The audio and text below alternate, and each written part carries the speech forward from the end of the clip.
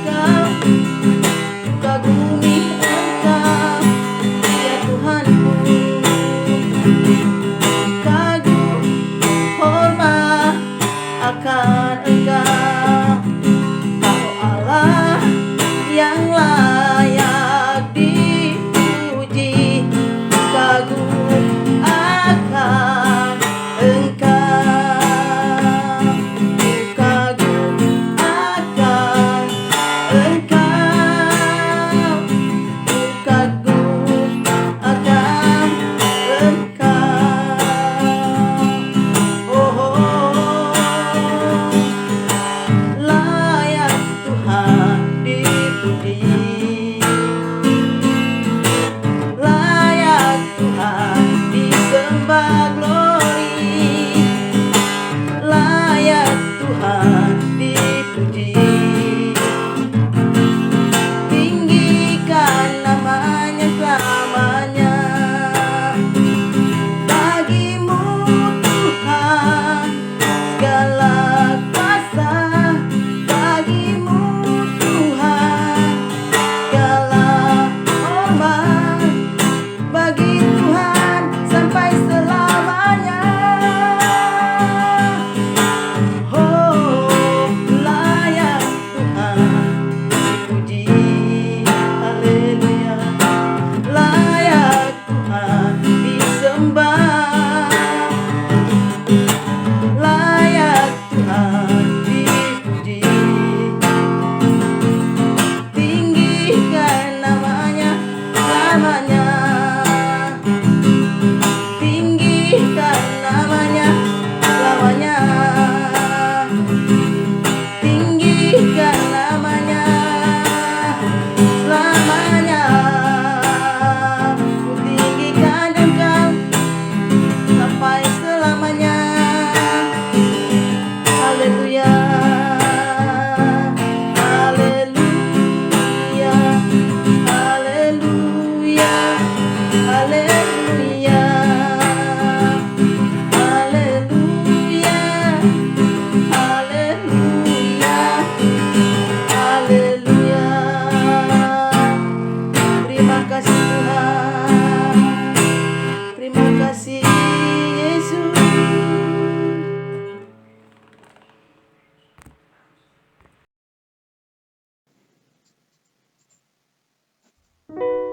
Shalom saudara yang terkasih. Sungguh luar biasa penyembahan dan kepada Tuhan. Terus meneruslah kita lakukan ini supaya kita semakin dipenuhi oleh rohnya Tuhan. Sebab itulah saudaraku, saya percaya jika Roh Kudus itu terus menerus ada di dalam kehidupan kita, maka akan ada gairah untuk menyenangkan Tuhan Yesus dalam kehidupan kita. Luar biasa saudaraku. Baik, kita akan belajar tentang pencurahan Roh Kudus, dan yang kali ini kita akan mempelajari siapa sih Roh Kudus itu. Dan tetap saya sapa kepada saudara, selamat hari Minggu di hari yang ketiga. Salam saudaraku yang terkasih dalam Yesus Kristus. Kali ini saya mengajak saudara untuk mengalami pribadi Roh Kudus. Ya. Jadi mari kita sama-sama mendalami pribadi Roh Kudus ini. Dan saya tidak mau memberikan Injil hanya sekedar pengetahuan bagi saudara, tapi saya merindukan saudara untuk mengalami Roh Kudus itu dalam kehidupan saudara. Maka setelah kita mempelajari atau masuk dalam penyembahan pujian dalam hari ini, saya percaya daripada pengetahuan, daripada pembelajaran ini, tetapi kita mengalami secara pribadi. Maka dari itu jangan putus-putusnya Anda mengikuti pujian penyembahan selama 10 malam ini. Karena itu saudara yang terkasih, saya mengajak Anda untuk fokus dan benar-benar punya kerinduan yang besar untuk paham dan mengalaminya. Oke, sekarang kita masuk siapakah Roh Kudus itu? Mari kita belajar. Roh Kudus adalah pribadi yang nyata yang dapat kita rasakan kehadirannya. Roh Kudus tinggal di dalam pengikut yang sejati atau pengikut Kristus yang sejati. Ya, pengikut Kristus yang sejati berarti yang melakukan firman-Nya, hidup dalam firman. Maka di dalam firman-Nya Yohanes 14, 16 sampai 18 demikian bunyinya. Aku akan meminta kepada Bapa, dan Ia akan memberikan kepadamu seorang penolong yang lain, supaya Ia menyertai kamu selama-lamanya, yaitu Roh kebenaran. Dunia tidak dapat menerima Dia, sebab dunia tidak melihat Dia dan tidak mengenal Dia. Tetapi kamu mengenal Dia, sebab Ia menyertai kamu dan akan diam di dalam kamu. Aku tidak akan meninggalkan kamu sebagai yatim piatu. Aku datang kembali kepadamu. Jadi kepada siapa? Ya kepada pengikut Kristus yang sejati. Ya. Pada dasarnya Roh Kudus Tuhan itu ada bagi tiap kita sebagai manusia, tetapi penekanannya di sini adalah pengikut Kristus yang sejati. Jadi ada perbedaannya. Jadi seperti itu. Kitab Yohanes mencatat bahwa Tuhan meletakkan Roh Kudus di dalam orang Kristen sejati sebagai penolong. Roh Kudus akan menyertai setiap kehidupan seseorang Kristen yang benar. Akan tetapi, dunia yang merupakan gambaran orang-orang yang menolak Yesus dan juga orang Kristen yang hidupnya masih duniawi, artinya kompromi terhadap dunia, ya, tidak kesejahteraan di sana.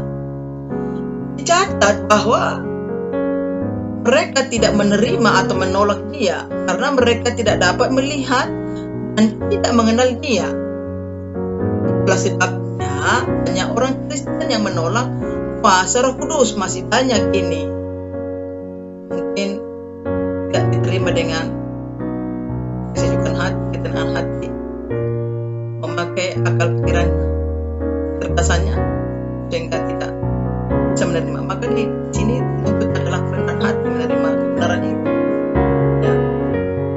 Memang miris sekali, saudaraku, bila saudara mengaku sebagai orang Kristen tetapi tidak mengenal Roh Kudus. Tidak ada yang salah. Ya. Sesungguhnya orang yang tidak mengenal pribadi Roh Kudus, dia bukan Kristen. Nah, itulah sebabnya. Ya. Maka perlu di sini ya, Anda memberikan kehidupan yang rendah hati sehingga mampu menerima Roh Kudus itu, karena banyak orang Kristen juga memang tidak mengetahui tentang pribadi Roh Kudus itu. Roh Kudus memiliki pengetahuan, emosi, dan keinginan. Siapakah gerangan di antara manusia yang tahu apa yang terdapat di dalam diri manusia selain roh manusia sendiri yang ada di dalam dia? Demikian pula tidak ada orang yang tahu apa yang terdapat di dalam diri Allah selain Roh Allah. Maka di dalam 1 Korintus 2 ayat yang ke-11, saudara, Roh Kudus mengetahui apa yang terdapat dalam diri Allah. Roh Kudus merupakan sebuah pribadi yang memiliki pengetahuan. Roh Kudus juga mengetahui apa yang ada dalam hati manusia. Sebab dia adalah pribadi yang menyelidiki setiap hati dan pikiran. Nah, itulah Roh Kudus itu. Jadi pelan-pelan kita memahami dan penuh dengan kerendahan hati. Apakah peran Roh Kudus itu? Nah, saudara yang kekasih, Roh Kudus itu mempunyai peran yang sangat penting dalam kehidupan setiap orang percaya. Sekali lagi, Roh Kudus mempunyai peran yang sangat penting dalam kehidupan setiap orang percaya. Yang pertama adalah melahirkan saksi Yesus. Dalam Yohanes 15 ayat 26, jikalau penghibur yang akan kuutus dari Bapa datang, yaitu Roh kebenaran yang keluar dari Bapa, ia akan bersaksi tentang aku. Nah, inilah peran Roh Kudus bagi kita yang sudah dicurahkan kepada kita yang percaya kepada Tuhan. Maka kita mampu menjadi saksi, menyaksikan siapa Yesus itu di dalam kehidupan kita bagi dunia, bagi bangsa-bangsa. Yang kedua, memimpin dalam kebenaran. Dalam Yohanes 16:13, tetapi apabila ia datang, yaitu Roh kebenaran, ia akan memimpin kamu ke dalam seluruh kebenaran. Sebab ia tidak akan berkata-kata dari dirinya sendiri, tetapi segala sesuatu yang didengarkannya, itulah yang akan dinyatakan, dan dia akan memberitakan kepadamu hal-hal yang akan datang. Roh Kudus memang suatu pribadi yang nyata. Ia akan menuntun kita kepada kebenaran, dan apabila kita taat kepada kata-katanya atau pernyataan Tuhan, kita tidak akan pernah menyesal. Kita akan melihat betapa indahnya akhir dari perjalanan hidup kita. Jadi yang kedua ini, kita diberikan keberanian, dipimpin, terkontrol. Tidak asal-asbun untuk menyatakan kebenaran firman Tuhan itu. Itulah peran Roh Kudus bagi setiap orang percaya kepada Kristus akan dipenuhi, akan diberikan roh kepemimpinan untuk dalam menyampaikan kebenaran atau mewartakan Injil itu. Artinya juga di situ tidak hanya mampu menyampaikan Injil itu, tetapi sudah dialami secara pribadi, maka dia sanggup juga mewartakan Injil tersebut.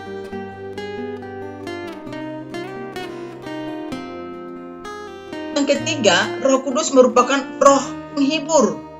Dalam Yohanes 14 ayat 6 ayat 26, dan lagi Yohanes 14 ayat 26, tetapi penghibur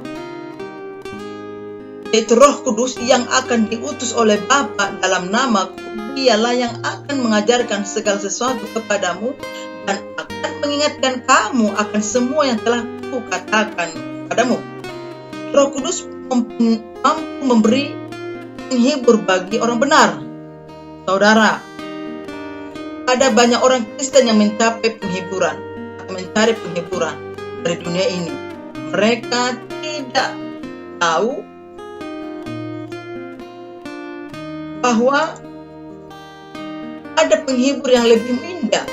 Sekali lagi, ada penghibur yang lebih indah, yaitu penghibur Roh Kudus. Ketahuilah, saudara terkasih, penghibur dunia ini hanya membuat kita terhibur sebentar saja, semu artinya. Tetapi penghibur Roh Kudus mampu membuat kita menjadi orang paling bahagia di muka bumi ini. Saya percaya tidak melebih-lebihkan, karena sudah saya rasakan sendiri bagaimana Roh Kudus itu memberikan kedamaian. Ya, sudah dialami secara pribadi, makanya kita mampu mengutarakan itu. Ya. Kita bisa menyampaikan ini, mewartakan ini karena secara pribadi kita sudah mengalami betapa luar biasanya namanya kalau Roh Kudus itu sudah bercurah bagi hidup kita. Ya, memang demikian sudah dirasakan. Sangat miris saudara, bila ada orang Kristen mencari penghiburan dengan cara-cara dunia. Bahkan saat ini banyak ditemukan orang Kristen yang tidak percaya penghibur Roh Kudus. Penghibur Roh Kudus memberikan sukacita yang tak terkatakan, sangat indah. Ya. Banyak juga di antara orang Kristen yang mencari penghiburan, ya, yang ingin memuaskan keinginannya, ya mungkin ke tempat yang keramaian seperti diskotik atau sebagainya.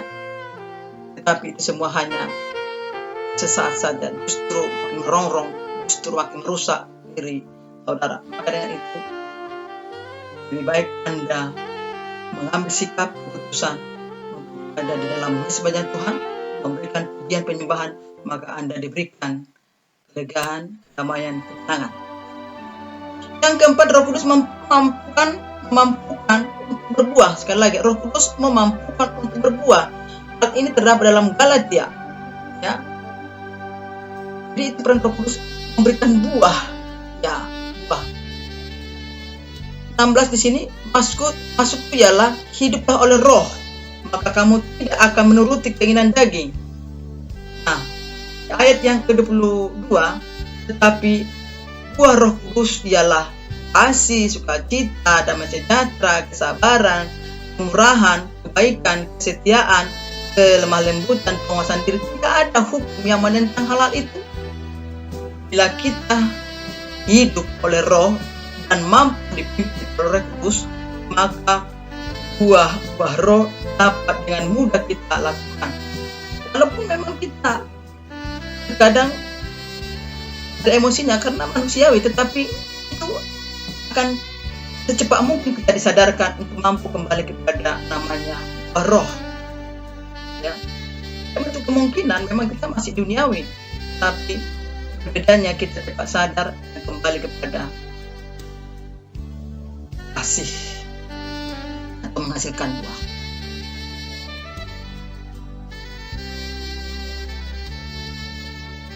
Roh Kudus akan mudah kita lakukan. Dia memampukan kita untuk bermurah hati, bersabar, dan sebagainya. sungguh Roh Kudus juga mampu membuat hati kita penuh dengan damai sejahtera yang dunia tidak dapat berikan. Ya.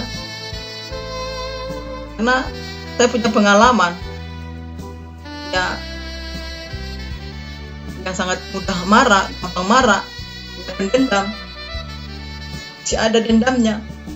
Dulu setiap kali ada orang yang bikin masalah, susah untuk mengampuni. Tetapi sungguh ketika Roh Kudus memenuhi saya digiring menjadi seorang pemaaf, menerima apa adanya orang lain. Setiap kali ada masalah, saya dulu hanya orang yang sering ingin mencoba mengakhiri hidup atau membalaskan. Tetapi sungguhlah Tuhan Yesus sangat baik. Saya sangat larut dalam hadiratnya dengan penghiburan Roh Kudusnya. Setiap kali saya sedih, saya selalu terhibur oleh Roh Kudus yang penuh dengan kuasa, menghibur dan luar biasa yang tidak ada pernah dunia berikan. Melampaui segala akal pikiran, terbiasa dan Roh Kudus bagi kehidupan saya yang mampu memberikan ketenangan, damaian, ya, bisa menahan rasa amarah ketika kita tersakiti, terlukai, kita dijolimi, kita pegang oleh Roh supaya kita tidak membalas kejahatan yang diperlakukan kepada kita. Air mata yang saya ubahkan menjadi tawa sukacita, ya memang gak gampang, tetapi itulah Roh suka bekerja dalam kehidupan kita sehingga kita tidak lagi membalas apa yang diperlakukan orang-orang, tentunya orang dekat kita, bahkan juga di pemikiran kita. Seringkali kita terlukai, tetapi dengan adanya Roh Kudus yang diam dalam hidup kita, memberikan kita damaian dan sukacita. Yang kelima adalah Roh Kudus memampukan kita mengerti setiap firman ya yang disampaikan atau kita baca. Dan itu kan menarik bagi kita ya, dengan adanya kita membaca firman Tuhan ya, kita semakin mengerti siapa Allah itu, dan kita akan diberikan kemampuan untuk memahami itu dengan sangat sederhana. Seringkali orang Kristen membaca firman dengan menarik napas panjang atau tidak bergairah membaca firman. Memang banyak akhir-akhir ini, khususnya di generasi sekarang ini, sangat sulit sekali untuk memberi diri membaca. Yang suka sekarang ini, angkatan sekarang ini adalah mereka hanya bisa menonton, menikmati tayangan-tayangan yang berbagai silih berganti mereka nikmati. Dan namun untuk membaca firman sangat-sangat dilema sekali. Maka bagaimana mereka punya iman bela Kristus kalau tidak memberi diri untuk membaca firman Tuhan? Maka di dalam konten saya yang sudah tercancel itu ada pembiasaan baru, yaitu membaca, mendengar firman Tuhan. Marilah cobalah kita. Tetapi tidak dapat mengerti apa maksud pada firman Tuhan itu. Kita baca aja dulu firman Tuhan itu. Nanti Roh Kudus akan memberikan pemahaman kepada kita. Sebab itu, ayo bacalah firman Tuhan. Kalau memang terkadang secara akal pikiran kita bisa dipahami, tapi saya percaya fokus yang ada pada kita akan memampukan kita untuk memahami itu. Banyak orang Kristen yang mengartikan firman menurut pikiran mereka, ya kan, membaca firman itu ditafsirkan menurut pemikiran sehingga Anda akan mudah-mudahan di situ. Maka dengan ini mari kita penuh hikmat, minta tolongan dari Roh Kudus supaya kita diberikan pengertian. Hal ini apakah penyebabnya? Ya, orang Kristen sangat sulit sekali membaca firman Tuhan atau membaca atau membuka Alkitabnya. Ya, mereka memakai paradigma untuk memahami akan firman Tuhan.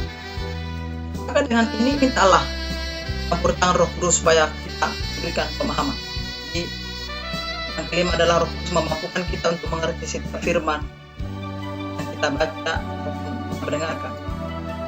Roh Kudus membuat kita bergairah dengan firman, baik itu firman yang bersifat menelanjangi semua kesalahan kita sekalipun. Dia akan membakar dengan api rohnya, sehingga setiap firman yang kita baca dan dengar tidak sulit untuk kita lakukan. Roh Kudus memberikan kita pengertian akan firman yang sebenarnya. Tidak hanya bergairah mendengar, membaca. Roh Kudus juga membuat kita bergairah untuk melakukan firman. Inilah dahsyatnya.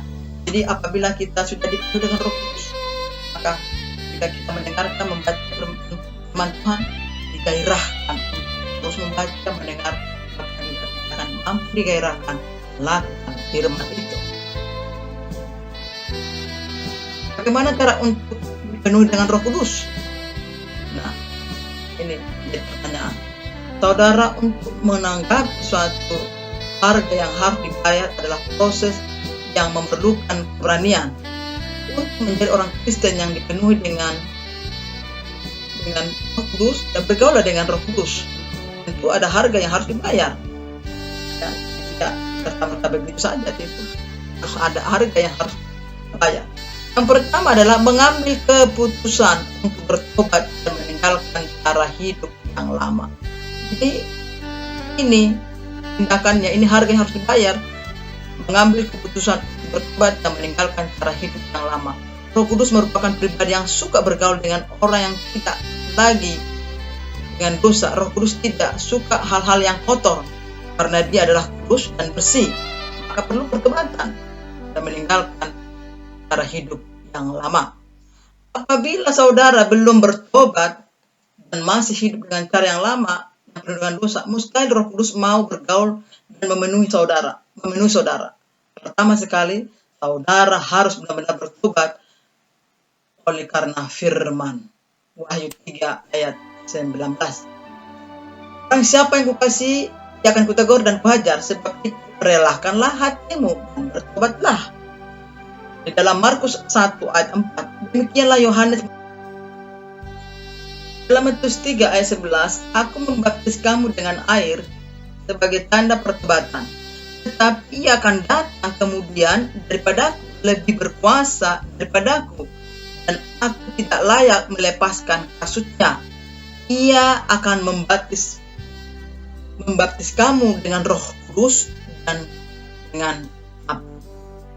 Jadi saudara yang terkasih di dalam Tuhan, inilah pemahaman pengertian siapakah Roh Kudus itu. Sangat luar biasa, bukan? Mari saudara yang terkasih, terus meneruslah kita ada di dalam pujian dan penyembahan selama 10 malam, supaya kita semakin dibaharui dan semakin mengenal siapa Allah yang kita sembah dan yang ini. Demikianlah untuk perjumpaan kita di hari yang ketiga ini. Tuhan Yesus memberkati kita dan sampai berjumpa lagi di hari berikutnya. Salam, salam sejahtera.